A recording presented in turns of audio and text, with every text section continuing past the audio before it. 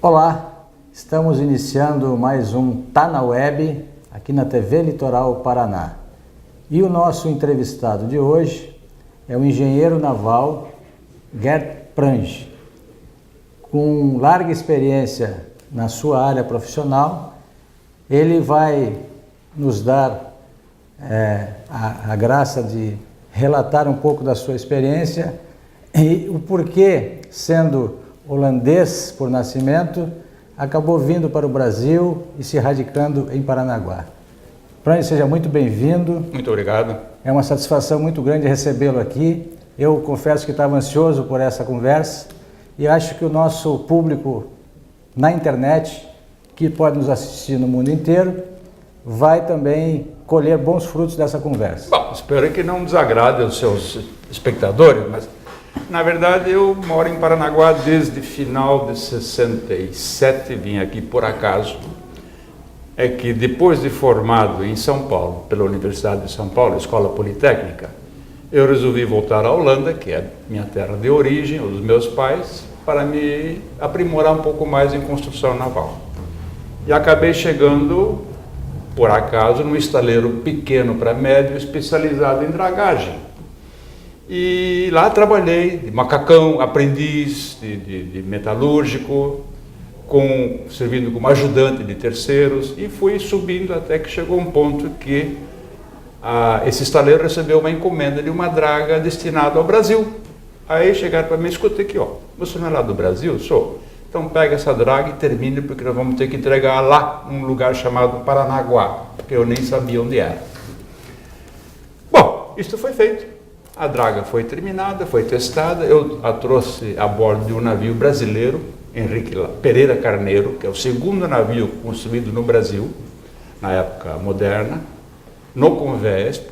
Foi desembarcado em Santos, trouxe a reboque para Paranaguá, aqui montei e entreguei para os proprietários. Aí disseram: bom, você não quer trabalhar conosco? Eu digo: bom, perdido por um, perdido por mil, já que eu estou aqui mesmo.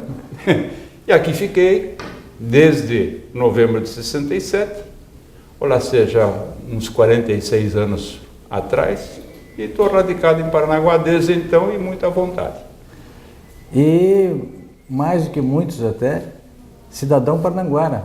Com muita honra. Eu recebi da Câmara, por intermédio de duas pessoas amigas minhas, uma das quais aqui ao meu lado esquerdo, junto com o engenheiro Ailton Cruz Neto, que fizeram a cabeça da vereadora Sandra do Arinho, minha amicíssima, e a Sandra teve a petulância de apresentar meu nome à Câmara de Vereadores e foi aprovado por unanimidade de maioria, como diria o falecido vereador nosso aqui, esqueci o nome dele aqui, Chico, unanimidade de maioria.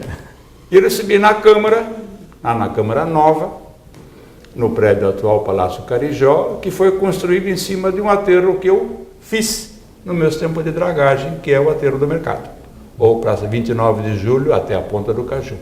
Perfeito. E lá que eu recebi em 2009, se não estou enganado, o título de cidadão honorário de Paranaguá. E com muita alegria, muita satisfação, muita honra. Bagrinho. Bagrinho. Na essência. Na essência. Comedor de caranguejo, quando tem, quando pode.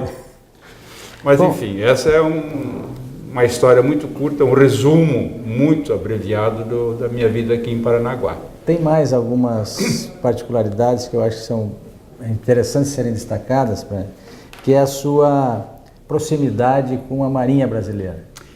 Veja. Inclusive as homenagens que recebeu. Eu acho que isso é importante também para que a gente saiba que não é à toa que a coisa acontece na vida da gente. É resultado de dedicação, é resultado de competência, é resultado de trabalho. Veja, as coisas evoluíram de uma forma, diria, natural. Eu descendo de família de navegantes. Bisavô, trisavô, avô, todos eram marinheiros, navegantes, comandantes e até proprietários dos seus próprios navios à vela. Eu tenho ainda no meu escritório uma aquarela, datada de 1847, com o comandante J.J. Prange. Era uma barca, um trimastro, e que do qual ele era comandante e proprietário. Quer dizer, eu descendo de uma família de mar. Por causa dessa, vamos dizer, dessa ascendência, eu não pude ir para a Marinha, mas me especializei em engenharia naval. Como engenheiro naval, mesmo já estando em Paranaguá, a minha ligação com a Marinha é constante. Problemas que acontecem, opiniões que pedem, novidades que surgem, então pede a opinião do engenheiro naval e assim o contato foi se estreitando já desde muitos anos atrás. E por isso, gradualmente, por força desse contato com problemas de encalhe de navio, de incêndio de navio, enfim, eu recebi 3 condecorações da Marinha, começando pela medalha Amigo da Marinha. Mais tarde eu recebi a medalha Mérito Tamandaré e em 2010 eu fui agraciado com a Ordem do Mérito Naval, que é a mais alta condecoração da Marinha no grau de cavaleiro. Existem graus superiores, mas eu sou o cavaleiro da Ordem do Mérito Naval com muito orgulho. Muito orgulho. Eu cito isso porque se para um civil receber essa condecoração já é mais difícil, para um civil gringo, então, é mais complicado ainda. Por isso eu me considero realmente favorecido, distinguido pela Marinha com essa condecoração. Você tocou num ponto interessante. Eu sempre notei isso na sua personalidade. Para mim, você é dos, vamos dizer assim, dos brasileiros vindos de fora, não nascidos no Brasil. Um dos que eu conheço, inclusive pela dificuldade de origem da língua, mãe, né, da língua pátria, no seu caso o holandês, que mais fala bem, com pronúncia correta, o nosso idioma. O português é difícil para quem é estrangeiro. Realmente. Mas nesse ponto também eu tive um pouco de sorte, porque nossa família imigrou para o Brasil, quando eu cheguei aqui em 48, com 8 anos de idade, já falando, lendo e escrevendo em holandês. Mas aos 8 anos de idade, uma criança aprende um novo idioma com muito mais facilidade do que uma pessoa adulta. E se adapta ao sotaque local. Então, desde os tempos imemoriais, quando eu frequentei a escola primária em Mogi das Cruzes e mais tarde em Ponta Grossa, aqui no Paraná, e depois o ginásio, Colégio Regente Feijó, em Ponta Grossa, etc., etc., eu sempre procurei me especializar, aprimorar o meu português. Com medo, confesso, de levar bomba no vestibular para a Universidade de São Paulo. E naquela época o vestibular era todo feito à mão, não havia teste certo e errado, então eu tinha que escrever, redigir. Muito maior. E por incrível que pareça, é uma coisa até parece absurda, o programa de vestibular da Escola Politécnica, da USP, traz na cadeira de português um requisito, que é a análise sintática de trecho de autor moderno. E o trecho de autor moderno, invariavelmente, era Luís Vaz de Camões, que de moderno não tem nada. Estamos falando de 1500. Então, na forma em que ele escrevia inversa, na grafia, na ortografia antiga, você fazer uma análise sintática não era assim para qualquer um. Ou você estudava português, ou rodava nesse exame de português. E foi o que eu fiz. Nós vamos precisar fazer um intervalo. O Tá na Web volta dentro de instantes e a gente continua essa conversa que eu tenho certeza que você também está gostando. Tá ótimo, mas tudo bem.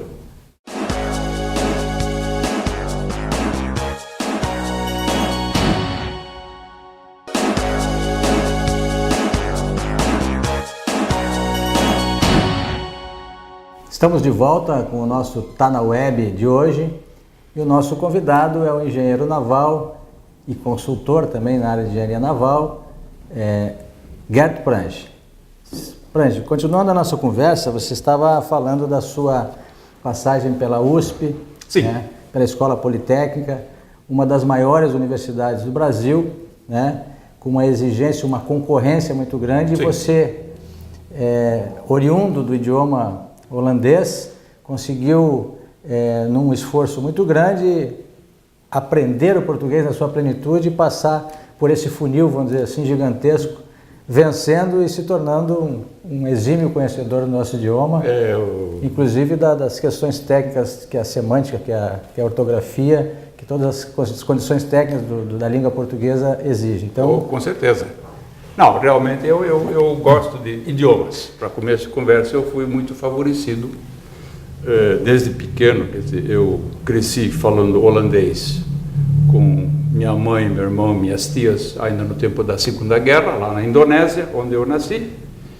Já depois de terminada a guerra, em 46, nós convivemos muito com ingleses, australianos e americanos, que nos libertaram do campo de concentração na Indonésia, de modo que já comecei aos 6, 7 anos a ouvir inglês. Chego aqui no Brasil, aos 8 anos, começo a aprender português. Bom, daí para frente fica fácil. No meu tempo de científico em São Paulo, espanhol era um idioma obrigatório por 2 anos. Portanto, eu falo espanhol. Falo holandês, falo português, inglês leio e escrevo como se fosse um nativo. Por conta dessa permanência ainda na primeira infância no campo de concentração, que era domínio japonês, né? Sim, sim. Alguma coisa de japonês conhece também? Sou desu ka? Não, watashi wa Nihongo hanashimasu. Eu não entendo nada, mas... Mas eu disse que eu entendo japonês, o que é uma grande mentira, senhores espectadores, porque eu engano o pessoal do mercado municipal cumprimentando em japonês e pedindo a conta em japonês. Daí para frente eu não sei nem dizer banana em japonês.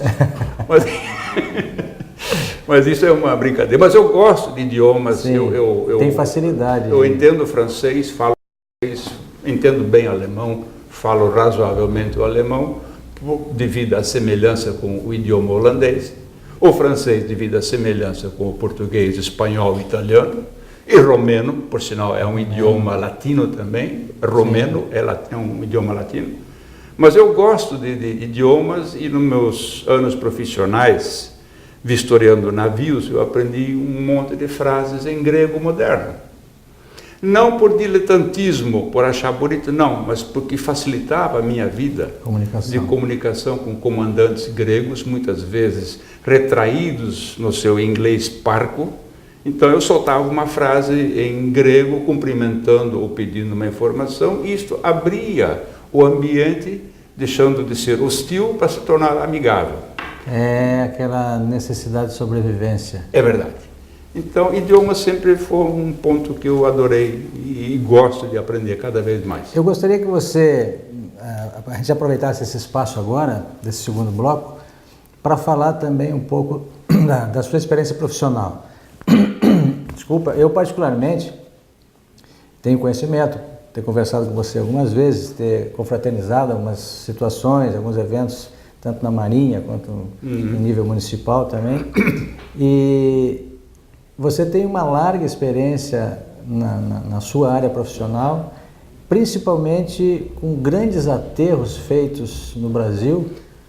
E eu gostaria que você falasse para o nosso público um pouco dessa experiência. Na verdade, eu como estava na Holanda e me deram uma draga para construir, que depois eu acabei trazendo para cá, evidentemente eu tive que me inteirar um pouco mais do que é dragagem, dragas e atividades afins, porque eu passei a exercer essa atividade durante 9 anos, com essa draga que eu trouxe, além de outras 3 que vieram para Paranaguá, além de outras que meus empregadores compraram, de tipos diferentes.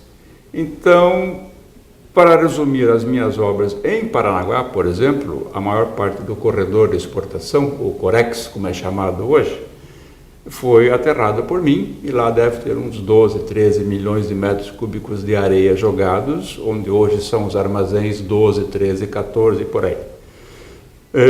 Quem conhece Paranaguá já deve ter visto aquele conjunto de silos de 100 mil toneladas lá perto do corredor de exportação, e aquele silo está no local que quando eu comecei tinha 14 metros de água. Então se imagina a quantidade de areia que foi jogada lá. A mesma coisa acontece com o aterro do mercado, que quando o falecido prefeito Costinha nos autorizou, aquilo era um lodaçal com despejo de esgoto, com despejo de lixo, com manguezais podres, e nos autorizou fazer um aterro, que nós começamos, que foi paralisado na época da cassação do Costinha.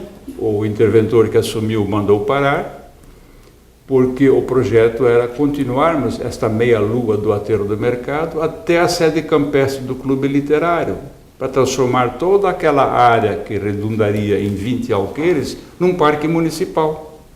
Lamentavelmente, uma parte, o final do aterro, onde encerramos atividades, foi invadido e se transformou num bairro hoje chamado Ponta do Caju, onde, por força das circunstâncias, a prefeitura foi obrigada a colocar luz, água e telefone. Mas aquilo era para ser um descampado num parque, e o projeto original previa uma ponte larga na continuação da Rua dos Expedicionários, atravessando até a Ilha dos Valadares. Ilha dos Valadares e, quem sabe, mais adiante, até a praia, fato com que a gente não teria perdido as praias para o novo município de Pontal do Paraná, mas seriam as praias de Paranaguá. Estariam integradas ao... Mas, enfim, isso são circunstâncias que aconteceram. Mas, da mesma forma, dentro dessa atividade de dragagem, eu participei na montagem de obras no Rio de Janeiro, no Autódromo de Jacarepaguá. Vamos falar isso no próximo bloco? Como quiser. Acho que vamos dar destaque para esse projeto seu que chama muito a atenção pela dimensão e pela importância que teve, não só para o Rio de Janeiro, mas para o automobilismo de uma forma geral no mundo inteiro. Tudo bem. Nós já voltamos com o Tá na Web.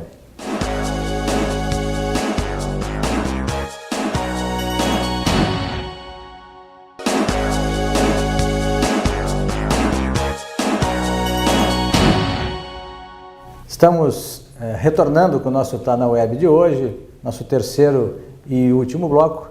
Nosso entrevistado é o engenheiro naval e consultor na área de engenharia naval, Gert Prange, e você nos falava sobre a questão da experiência profissional, das grandes obras que participou, que executou, e entrou no mérito do aterro de Jacarepaguá, onde hoje funciona, onde hoje acontecem as provas e onde está implantado o Autódromo Internacional de Jacarepaguá.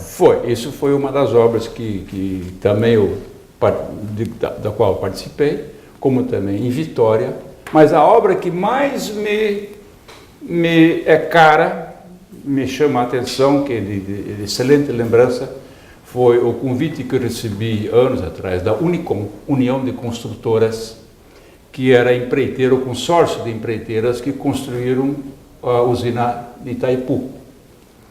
E eu fui convidado por um colega de ano, que era engenheiro civil, que trabalhava na Unicom, para dar uma luz, um auxílio quanto à dragagem que deveria ser feita para limpar o local das duas ensecadeiras do poço de construção da represa.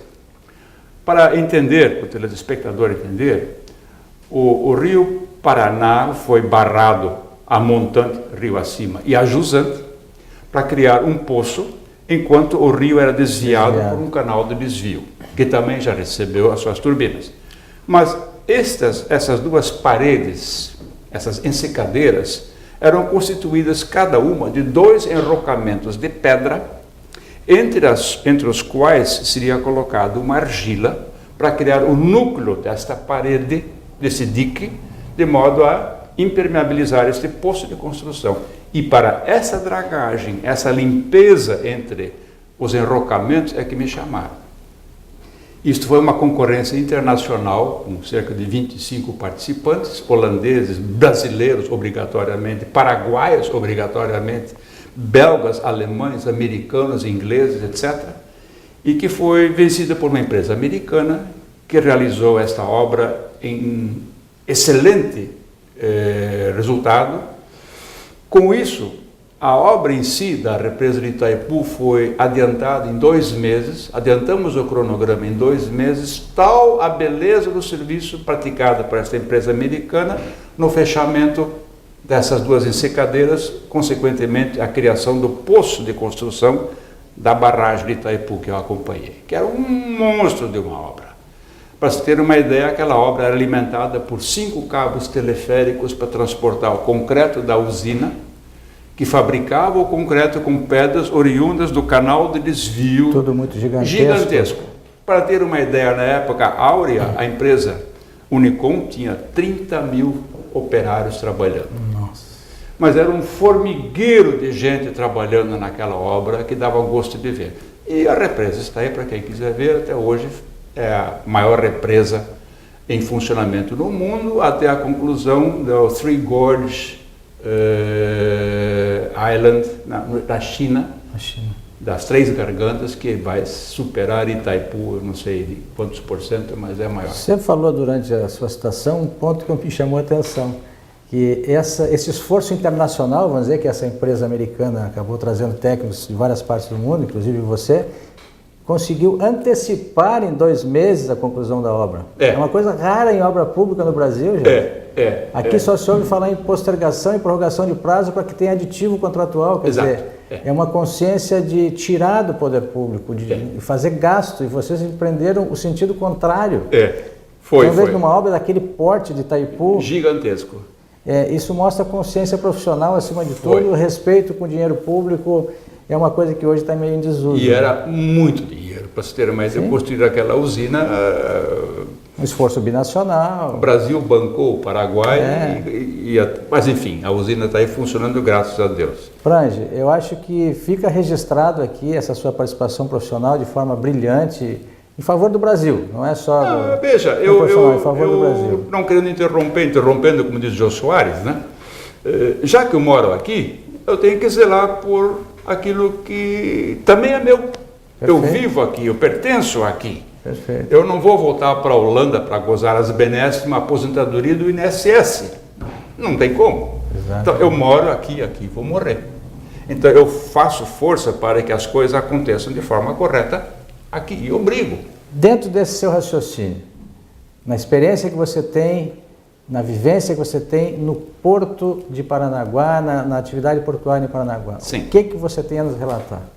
Bom, para ser educado e comedido, é primeiro necessário salientar o seguinte: o Porto de Paranaguá está à beira da saturação.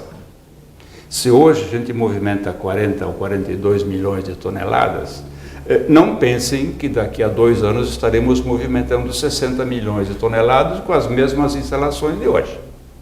Há muito tempo, já 2 superintendentes para trás, eu venho, vamos dizer, advogando a ideia que os atuais shiploaders do corredor de exportação, que datam de 1975, estão obsoletos, cansados de guerra e pequenos demais para atender à necessidade do Porto de Paranaguá. 39 anos. Já é tempo de contribuição do INSS, são 35, já deviam estar aposentados, né, os shiploaders. E eu vinha sugerindo, olha, troque isto por equipamento mais moderno em época de entre-safra, quando cai a movimentação, e faça isso gradativamente e coloque 4 novos shiploaders, em vez de 1.000 toneladas, que eles dão mais ou menos, que seja para 2.000, 2.500.